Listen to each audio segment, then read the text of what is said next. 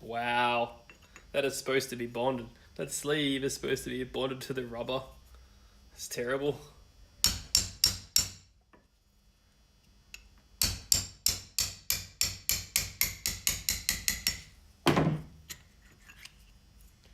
Look at that.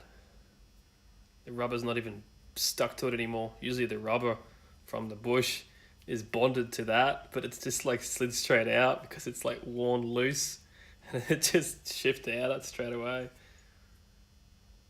Nice.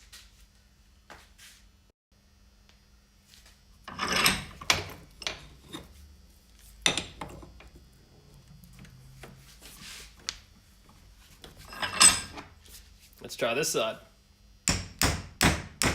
Oh, I think it's bonded. Okay, we'll try something else.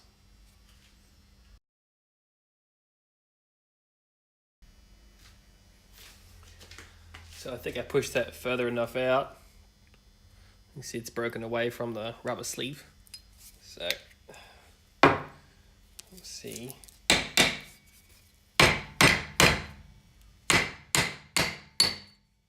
I just found that, worked over that perfectly just to give it a bit of more of an area to push down on in the press.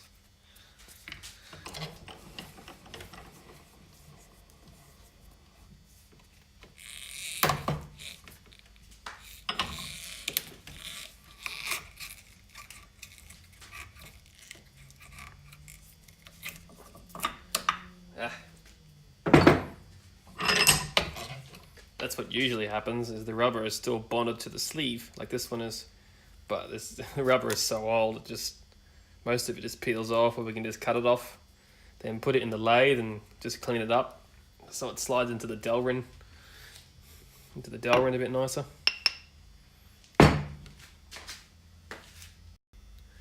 Now I just got to try and get that rubber out. There is a sleeve on the outer edge that was part of the rubber bushing, but I'm not going to bother taking that out of the casing. There's no point, so we'll just get the rubber section out, then make a sleeve for it. Oh, hello.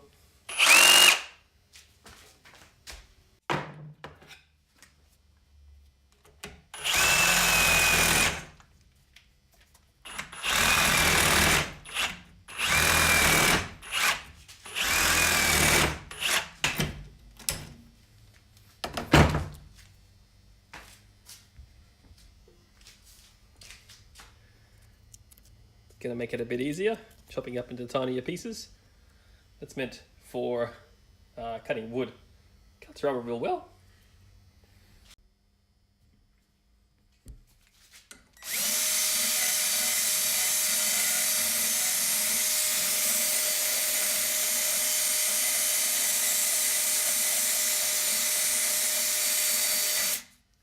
Just using my carbide bit on my drill to get rid of the rest of the rubber that's in there.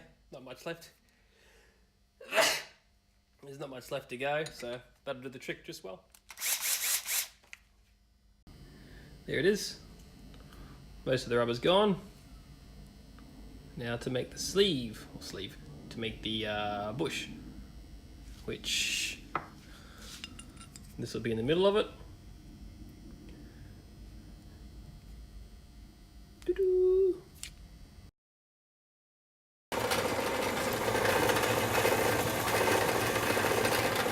Not really cutting.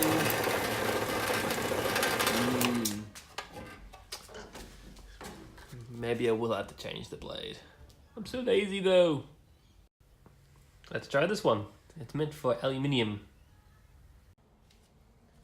Rinse and repeat.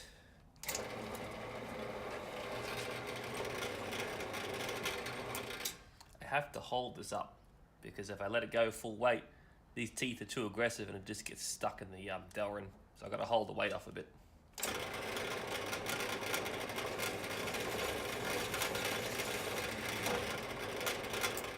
Just like that.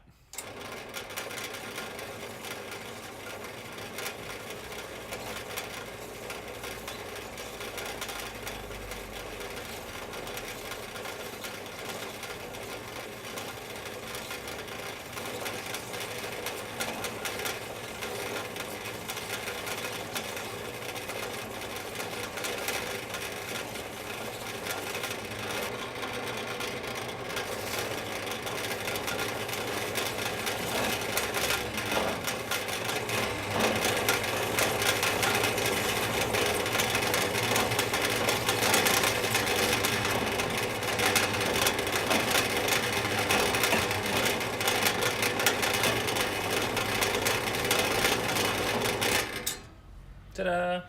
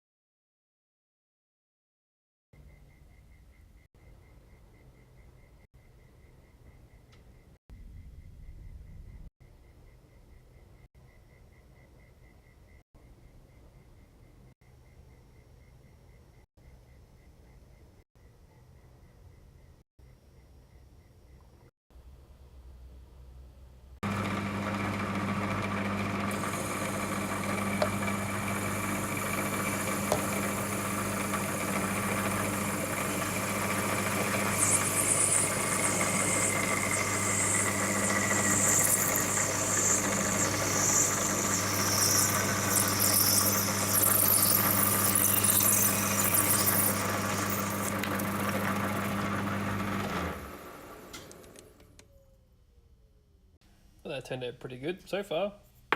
Middle piece that we chopped off, so it's sat like that.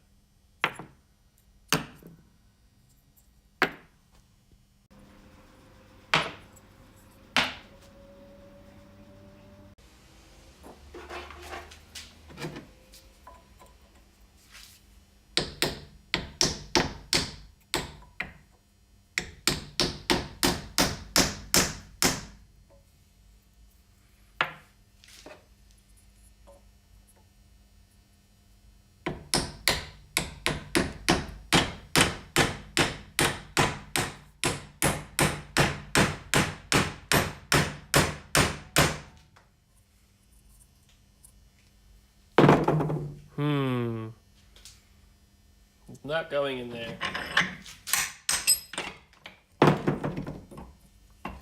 Probably because it's crooked.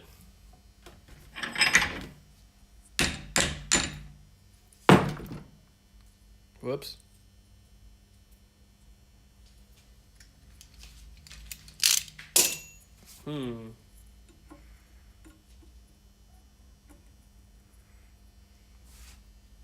It should go in. Just have to be careful.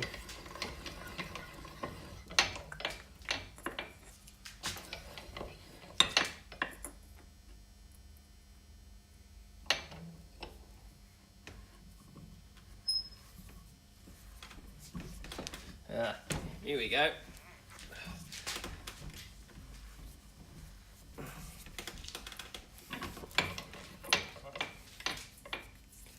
Look at that.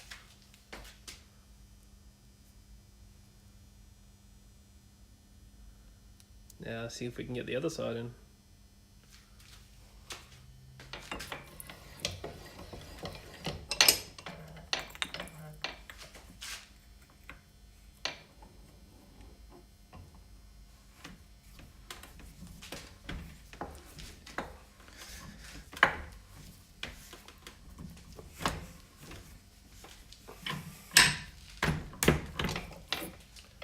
Oh,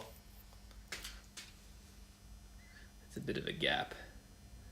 I don't think it's going to matter. Let's try the crush sleeve.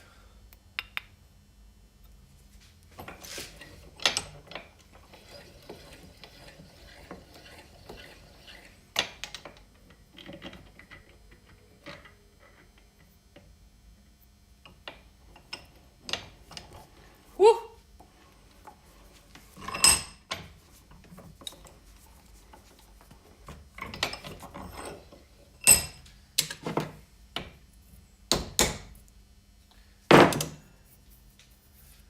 Nice.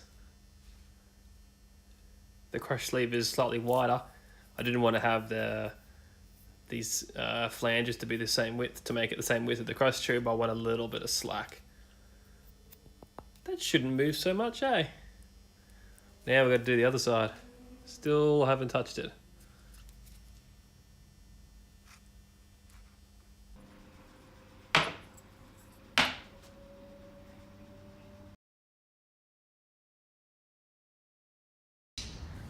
And now we've got the two upper arms done in the car. All the bushes have been replaced. And there's a bit of a gap off to one side. Look at the panhard rod isn't connected. I'm gonna have to make it a different length because from this point to the mounting point on the chassis is a different length because of the height of the car. Usually you get an adjustable one, but I'm just gonna shorten this one a little bit more. And now I've taken one of the lower arms off. It usually goes from this bolt hole here all the way up to this one. The other side is still in the car. You can only really do it one at a time, just so the diff stays in the correct spot. Otherwise, the thing's just gonna twist and go in a funny angle. Here it is here. The bushes in this thing are as bad as cactus as the upper ones. They are the originals, as you can see, the genuine part number there. It's pretty amazing that they're actually still in there. That bush there looks like it's about to fall out all by itself. So it's pretty much the same job. I've started machining up some more, had to get some more material, and away we go. So we've got our last control line finished. This is the fourth one. As you can see, it's not painted as the rest of them are, but if you saw the underside of the car, it's pretty rusty anyway, so yeah, doesn't really matter. I thought I'd show you this. This is probably half of the DELRIN that comes off the roll when you machine it. It just turns into a big fairy floss pillow. It's ridiculous, especially when you're drilling out the centers. You get these funny little pigtails as well. There's one here. It's like little worms. I was thinking of actually putting some grease or something on the sides, just so there's a bit of movement, because I'm not sure if it's going to be too abrasive or get caught up on the metal, because I've never done this before, and I'm not sure what it's going to be like on the track, because you won't really hear it. I mean, it might damage the bushes. I mean, I can always make some more. I've got a little bit of DELRIN left, but this is an interesting experiment, and it's actually really good practice to use this stuff instead of metal, just to understand how the lathe works, which is pretty cool. But yeah, she is a little crusty. There's plenty of meat left, so it'll be fine.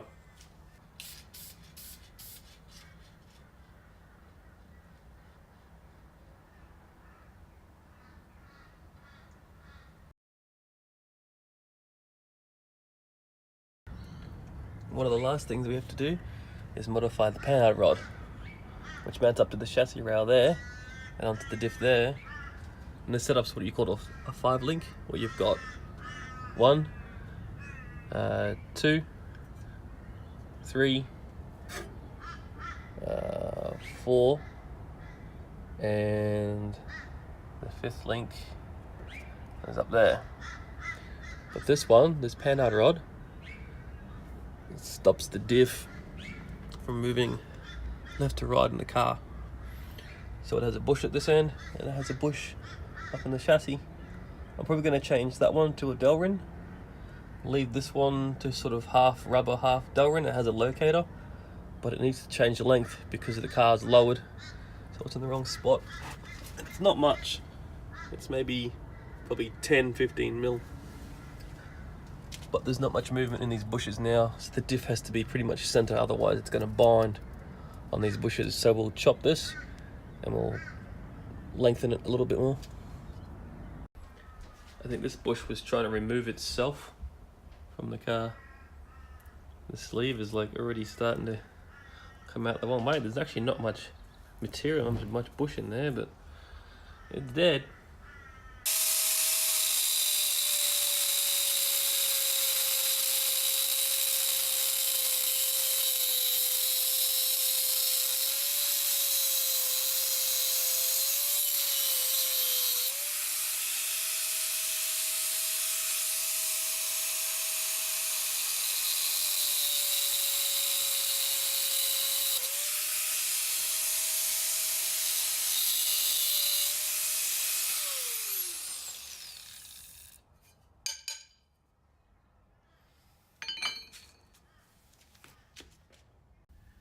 So we have the two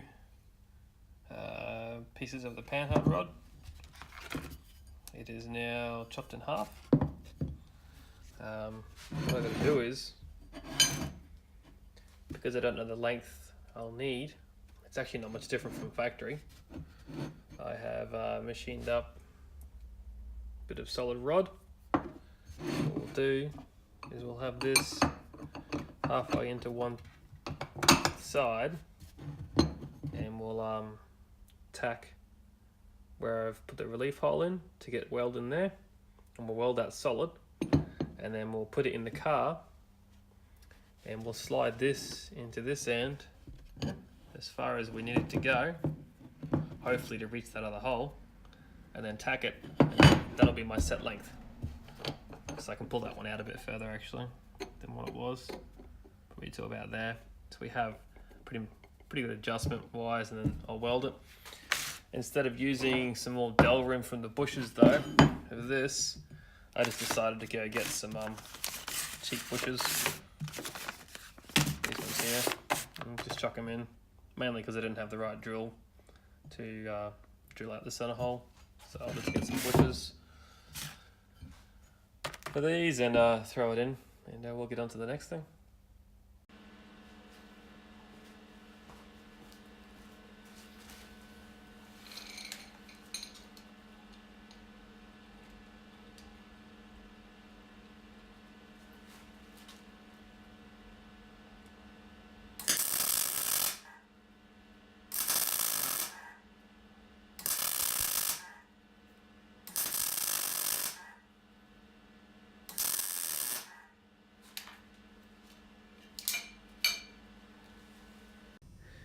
So last but not least is the lovely rear swaber. The bushes in this thing are a little tired. I've got new red ones for this, and urethane bushes for the top ones. The one in here, look at that. I could have bought new bushes, but I was thinking of machining up some DELRIN again, just for these ones. And I've got new D bushes to replace these ones, which are also the originals. Although it's a stock rear sway bar, if you at least change the bushes, it will actually work as it was from factory, because when the bushes are that flogged out, this bar is not very effective because the bushes just have so much play in them. It's not much of a torsion bar or sway bar, so we'll do that. So I changed my mind with using the DELRIN. I machined up these little alloy bushes and pressed them in. Done one side, gonna do the other side. We'll see how it goes. The hole I drilled in that is a little larger than the bolt, so to have a little bit of movement, not too much. You might hear it in the car, I'm not sure. It's probably the reason why it is the reason why they use rubber bushes, to stop all the noise, vibration, harshness, but I don't care about this car.